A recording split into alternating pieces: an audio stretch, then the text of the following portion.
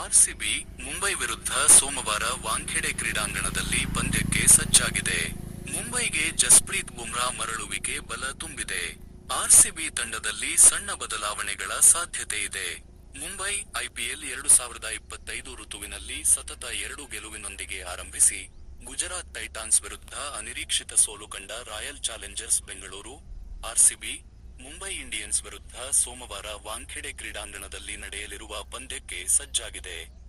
CSK ಮತ್ತು KKR ವಿರುದ್ಧ ಗೆಲುವು ಸಾಧಿಸಿದ್ದ ಆರ್ಸಿಬಿ, ಬೆಂಗಳೂರಿನಲ್ಲಿ ಗುಜರಾತ್ ವಿರುದ್ಧ ಸೋತು ಆಘಾತಕ್ಕೊಳಗಾಗಿತ್ತು. ಈ ಹಿನ್ನೆಲೆಯಲ್ಲಿ ಆರ್ಸಿಬಿ ಮುಂಬೈ ವಿರುದ್ಧ ಗೆದ್ದು ಗೆಲುವಿನ ಲಯಕ್ಕೆ ಮರಳುವ ದೃಢಸಂಕಲ್ಪ ಹೊಂದಿದೆ. ಮತ್ತೊಂದೆಡೆ ಮುಂಬೈ ಇಂಡಿಯನ್ಸ್ ಆಡಿದ 4 ಪಂದ್ಯಗಳಲ್ಲಿ ಕೇವಲ 1ರಲ್ಲಿ ಗೆದ್ದು ಒತ್ತಡದಲ್ಲಿದೆ.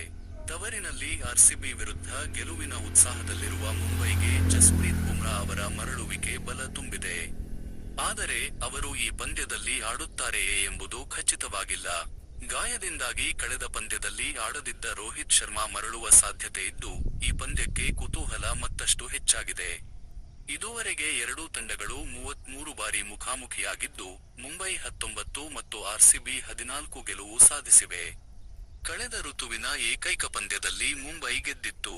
ಸೋಲಿನ ಬಳಿಕ ಆರ್ಸಿಬಿ ತಂಡದ ಸಂಯೋಜನೆಯಲ್ಲಿ ಸಣ್ಣ ಬದಲಾವಣೆ ಮಾಡುವ ಸಾಧ್ಯತೆಯಿದೆ. ಗುಜರಾತ್ ವಿರುದ್ಧ ಬ್ಯಾಟಿಂಗ್ ವೈಫಲ್ಯ ಕಂಡ ತಂಡಕ್ಕೆ ಆರಂಭಿಕರಾದ ವಿರಾಟ್ ಕೊಹ್ಲಿ ಮತ್ತು ಫಿಲ್ ಸಾಲ್ಟ್ ಉತ್ತಮ ಆರಂಭ ನೀಡುವ ಜವಾಬ್ದಾರಿ ಹೊಂದಿದ್ದಾರೆ.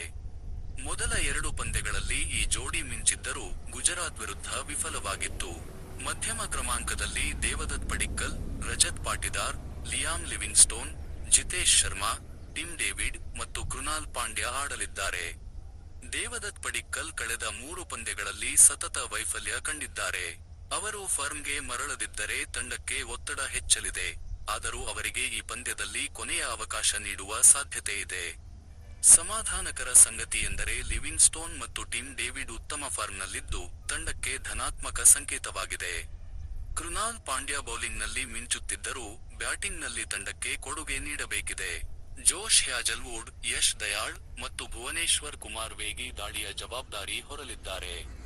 ಈ ಪಂದ್ಯದಲ್ಲಿ ಕಳಪೆ ಫಾರ್ಮ್ನಲ್ಲಿರುವ ರಸಿಕ್ದಾರ್ ಸಲಾಂ ಬದಲಿಗೆ ಸ್ಪಿನ್ನರ್ ಸುಯಾಶ್ ಶರ್ಮಾ ತಂಡಕ್ಕೆ ಮರಳುವ ಸಾಧ್ಯತೆಯಿದೆ. ಕಳೆದ ಪಂದ್ಯದಲ್ಲಿ ರಸಿಕ್ದಾರ್ ಸುಯಾಶ್ ಬದಲಿಗೆ ಆಡಿದ್ದರು. ಈ ಪಂದ್ಯದಲ್ಲಿ ರಸಿಕ್ರನ್ನು ಕೈಬಿಟ್ಟು ಸುಯಾಶ್ಗೆ ಅವಕಾಶ ನೀಡುವ ಸಾಧ್ಯತೆಯಿದೆ. ಇದೊಂದು ಬದಲಾವಣೆಯನ್ನು ಹೊರತುಪಡಿಸಿ ಆರ್ಸಿಬಿ ತಂಡದಲ್ಲಿ ದೊಡ್ಡ ಮಾರ್ಪಾಡು ನಿರೀಕ್ಷೆಯಿಲ್ಲ. ಬೌಲಿಂಗ್ನಲ್ಲಿ ಭುವನೇಶ್ವರ್ ಮತ್ತು ಹ್ಯಾಜಲ್ವುಡ್ ಉತ್ತಮವಾಗಿ ಆಡಿದ್ದರೆ, ಯಶ್ ದಯಾಳ್ ಕೊಂಚ ನಿರಾಸೆ ಮೂಡಿಸಿದ್ದಾರೆ.